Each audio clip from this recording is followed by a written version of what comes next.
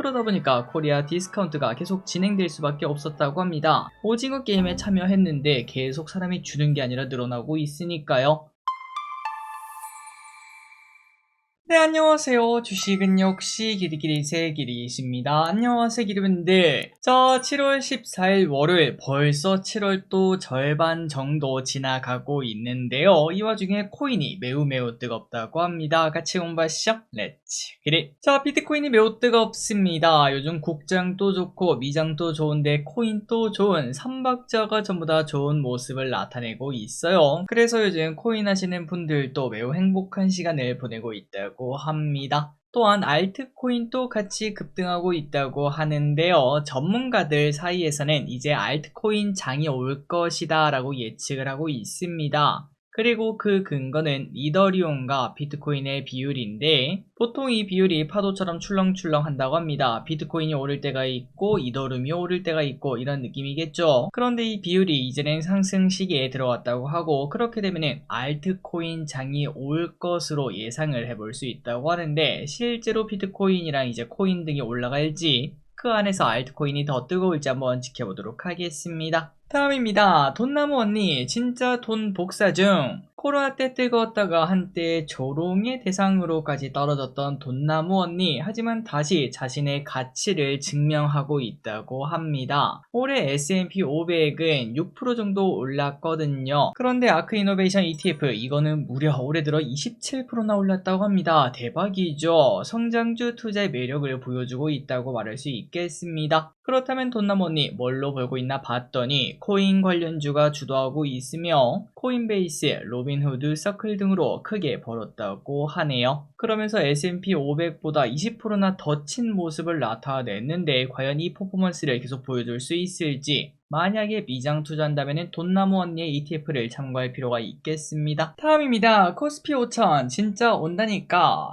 누군가에게는 허무맹랑한 소리인 코스피 5000. 그러나 JP모건이 갑자기 등장해서 코스피 5000이 가능하다고 말을 했습니다. 그래서 이때까지 우리가 증권가의 말이나 또 저의 말 같은 거는 너무 많이 보지 않았겠습니까? 그래서 이제 웬만해서는 코스피 4000, 5000 가는 거 그런 건 좀 안 다루고 가끔 다뤄야겠다라고 생각했는데 이번에는 JP모건까지 나타나서 이러니까 이 내용을 안 볼 수가 없었습니다. 그렇다면 5000이 가능한 이유가 뭐냐? 바로 지배구조 개혁이 탄력받으면 향후 2년 내 가능하다라고 말을 했는데요. 개혁이 노이즈 없이 계속 진행된다는 가정하에 주가 이렇게 계속 쭉 올라가지 않을 겁니다. 중간중간 5%에서 10%짜리 조정도 나타나겠죠. 그때마다 매수하는 전략이 충분히 가능하며 2년 내 코스피 5000 충분히 가능하다라고 말을 했다고 합니다. 우리나라의 지배구조가 그만큼 문제였던 걸까요? 일단 JP모건은 러브콜을 보내는 모습이네요.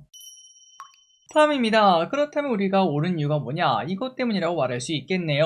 자사주 매입을 하면은 주가가 오른다. 국내에서는 최근 상법 개정, 배당소득 분리 과세, 그리고 자사주 매입 및 소각 의무화 등의 카드를 꺼내면서 이렇게 증시를 쭉쭉쭉 올리려고 노력을 하고 있는데요. 일단 지금까지는 주가가 긍정적으로 반응하고 있는데 앞으로도 계속 좋은 결과가 나타날지 한번 보도록 하겠습니다. 일단 미국과 일본 같은 경우에는 자사주 매입은 주가 상승으로 이어지는 결과를 낳았다고 합니다. 당연한 소리겠죠? 그 이유가 뭘까? 발행 주식이 줄어드는 거는 그만큼 한 주의 가치가 높아지니까 주가가 높아질 수밖에 없습니다. 그러니까 쉽게 말해서 오징어 게임 참가자가 줄어들면 들수록 한 명이 가져가는 상금의 금액은 커지겠죠. 그거랑 똑같다고 말할 수 있겠네요. 그래서 실제로 미국은 2010년 대비 주식수가 4%나 줄어들었고 그 결과 미국장은 우리가 알다시피 언제 사든 먹었다라는 얘기를 해볼 수 있는 장이 되었습니다. 그런데 중요한 건 우리나라입니다. 우리나라는 계속 주식수가 하락하기는커녕 증가하고 있었다고 하는데요. 그러다 보니까 코리아 디스카운트가 계속 진행될 수밖에 없었다고 합니다. 오징어 게임에 참여했는데 계속 사람이 주는 게 아니라 늘어나고 있으니까요. 그래서 실제로 주식수가 얼마나 늘어났나 봤더니 2010년 대비 2배나 증가한 상황이다 보니까 만약에 주식수만 증가하지 않았다고 하더라도 우리 코스피는 지금보다 2배였다고도 말을 해볼 수 있겠네요. 어쨌든 자사주 매입이라는 게 이제 당장이야 눈에 안 보이겠지만 긴 시간을 보면은 충분히 주가 상승의 트리거가 될 수 있는 그런 부분이라고 말할 수 있다고 합니다.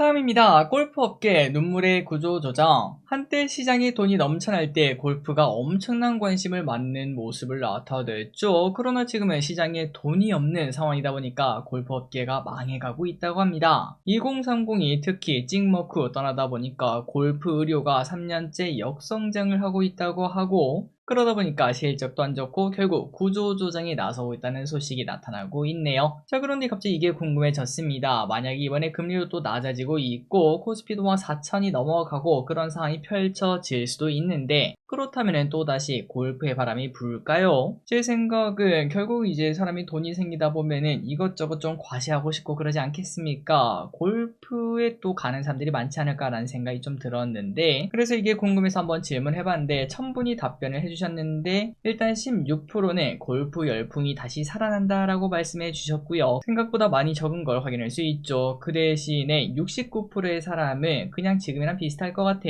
골프는 뭐 예전에 뭐 했기 때문에 이제 또 다시 갈까 라는 얘기를 하고 계시고요. 마지막으로 16%는 다른 비싼 운동이 뜰 것 같다, 뭐 테니스나 펜싱 그런 열풍이 불지 않을까, 이런 식으로 답변을 주셨습니다. 과연 골프업계는 다시 살아날 수 있을까요? 다음입니다. 수박이 너무 비싸요. 바야흐로 수박의 계절입니다. 그런데 요즘 수박이 너무나 비싸다고 하더라고요. 지금 수박 한 통당 소매 가격은 29,000원으로 작년 대비 36%나 상승을 했습니다. 그리고 또한 날씨가 너무 더워서 그런 걸까요? 과육이 다 녹아버리는 피수박도 늘고 있다고 하는데, 그러니까 가격도 비싼데 맛도 없는 수박이 많다고 하네요. 자, 그리고 지난주에 저도 이제 수박을 먹고 싶어가지고 한번 수박을 사 먹었는데 진짜 너무 맛이 없어가지고 화가 나서 한번 찾아봤습니다. 왼쪽 거를 참고하시면 될 것 같은데요. 맛있는 수박 고르는 법을 찾아봤더니 일단 첫 번째, 줄무늬가 까맣고 선명해야 된다고 합니다. 그리고 두 번째는 뭐 이건 유명하죠. 때렸을 때 통통 소리가 나야 돼요.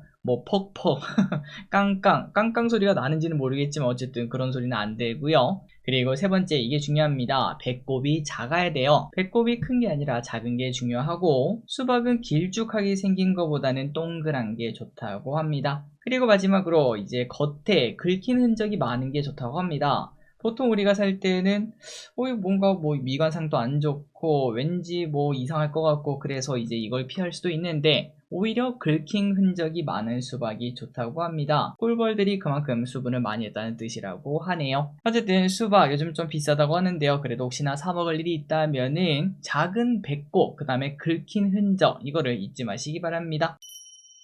다음입니다. 자율주행 사고 나면은 전면 보상. 역시 중국은 미쳤다라는 생각이 듭니다. PRD가 자율주행 주차 기능 중 사고가 나면은 직접 보상을 한다고 밝혔는데요.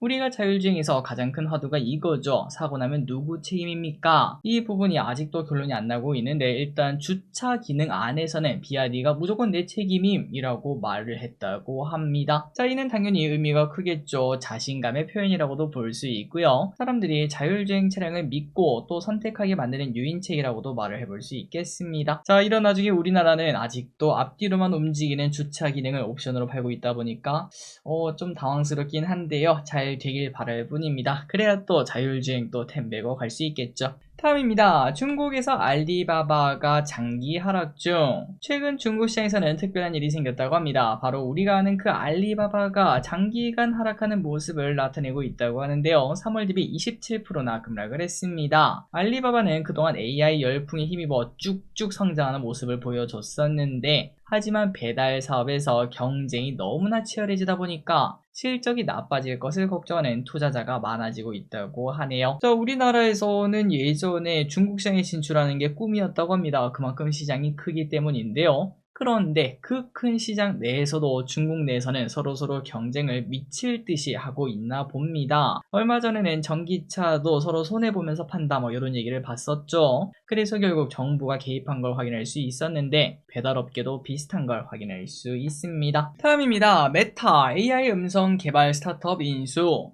자, 메타는 AI, 그 다음에 웨어러블 기기에 올인하는 모습입니다. 사실 제 생각으로도 삐삐에서 폴더폰으로 왔고, 폴더폰에서 스마트폰으로 왔고, 그리고 그 다음 단계는 스마트 글라스가 아닐까라는 생각이 드는데요. 이러한 미래를 위해서 메타는 이번에 AI 음성 개발 스타트업을 인수를 했다고 합니다. 플레이 AI라는 기업을 인수했고, 사람처럼 자연스럽게 대화할 수 있는 기술을 개발하는 스타트업이라고 하네요. 또한 얼마 전에는 안경에서 매우 유명한 브랜드죠. 레이벤 오클리, 요거를 만드는 안경 제조사 에실로룩소티카 지분을 인수하는 모습까지도 보여줬다고 합니다. 올해 말 그리고 내년 이제 메타버스와 AI 글라스 이 관련주를 계속 관심 있게 보도록 하겠습니다. 다음입니다. 코스맥스의 역대 최대 실적 시즌이니까 실적 잘 나오는 친구들이 관심을 받고 있습니다. 하나증권은 ODM 기업 코스맥스가 여전히 최고 실적을 낼 것이라며 목표 주가 30만원을 유지. 자, 화장품이 실적주가 된 지는 시간이 좀 지났습니다. 그 말인즉슨 높은 기저가 깔려 있다라고도 말을 해볼 수 있겠는데요. 그럼에도 또 실적을 최고로 써낸다는 게 어려운데도 성공할 것으로 본다고 합니다. 또한 중국 법인 역시 좋아지고 있다는 소식. 화장품주에게는 당연히 호재겠죠. 자, 이 와중에 시진핑 주석이 한국에 온다는 이야기가 나타났습니다. 오늘 시장에는 시진핑 주석이 한국에 온다는 이야기가 나왔고요. 바로 오는 12월에 열리는 에이펙 정상회담에 참여할 수 있다고 합니다. 또한 단순한 소문이 아니라 이 대통령이 지난 11일 오찬에서 이러한 부분을 밝혔다고 하는데요. 여기서 트럼프가 올 가능성도 살짝은 내비쳤다고 합니다. 확정은 아니지만요. 자, 만약에 시진핑이 오게 되면 무려 11년 만이라고 합니다. 박근혜 대통령 때가 마지막이었다고 하는데 만약 오게 된다면 중국 관련주가 불타는 모습을 확인할 수 있겠네요.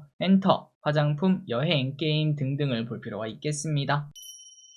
자, 그렇다면 게임주 소식도 봐야겠죠. 아이온2에 대한 기대감이 계속 커져가는 지금 한국투자증권은 신작 출시 기대감이 커지고 있다며 목표 주가를 28만원으로 제시를 했습니다. 중요한 거는 NC의 신규 게임이 아이온2만 있는 게 아니라 내년 상반기까지 무려 5개나 나온다고 하는데요. 실적이 좋아지는 건 당연한 상황이라고 말할 수 있겠죠. 그래서 그런지 최근으로 이미 주가는 오르기 시작했습니다. 자, 물론 이제 많은 사람들은 어차피 과금류도 똥겜일 것이다 이렇게 생각하고 계실 것 같긴 한데 혹시라는 것도 좀 존재하지 않겠습니까? 그래서 제가 봤을 때는 일단 출시 전까지만 홀딩하고 출시하기 바로 전에는 비중을 줄이거나 매도하는 전략만 사용해도 되지 않을까 이런 생각도 해봤습니다. 다음입니다. 대한항공 최고가 경신. 지난번에 LCC가 상태가 안 좋다는 이야기를 우리가 공부를 했었는데요. 하지만 대한항공은 LCC가 안 좋은 만큼 그 부분을 흡성 대법으로 빨아당기고 있다고 합니다. 올해 2분기 실적이 공개가 되었는데 1분기보다 14% 증가한 수준을 기록했다고 하네요. 그리고 또한 증권가들의 러브콜도 이어지면서 주가가 급등, 2년 만에 최고가를 경신했다고 합니다. 또한 증권가에서는 LCC의 대규모 유증 이슈 역시 부각될 것이라며 대한항공의 독주 체제가 당분간 이어질 것으로 본다고 하니까 이제 시작이다 라는 얘기도 해볼 수 있겠습니다. 다음입니다. 단통법이 폐지됩니다. 휴대똥법이라고 불렸던 단통법 드디어 사라지게 되고 오는 20일부터 휴대폰 유통시장이 확 바뀌게 된다고 하는데요. 자, 그렇다면 어떻게 바뀌게 될까 라고 봤더니 일단 단통법은 과도한 보조금 경쟁을 막기 위해서 지원금 상한제를 걸었던 법이었죠. 이게 사라지니까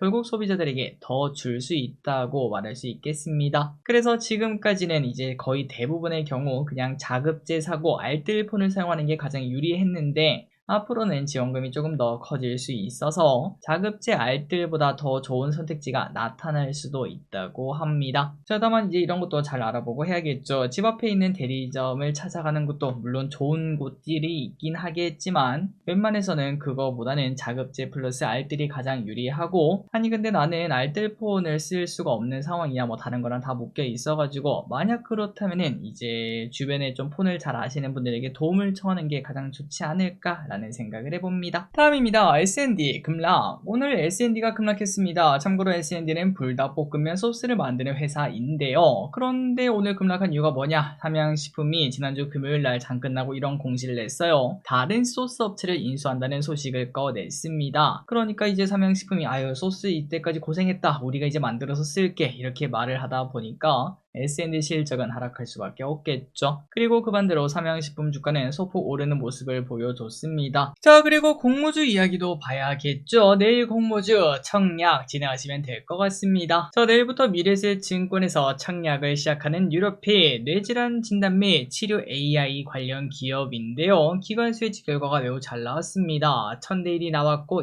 2400건이 참여, 또한 의무 확약도 12%나 되었고 섹터 자체도 절대 부족하지 않기 때문에 당연히 청약을 하시면 될 것 같습니다. 그래서 20주 기준 14만원이 필요하고 증권사는 미래에셋증권이라는 거 확인하시면 될 것 같네요. 저끼리 청약하도록 하겠습니다. 자, 오늘의 홍보 여기까지 끝났습니다. 항상 약한 주문에서 진심으로 감사합니다. 지금까지 길이셨습니다. 빠이요.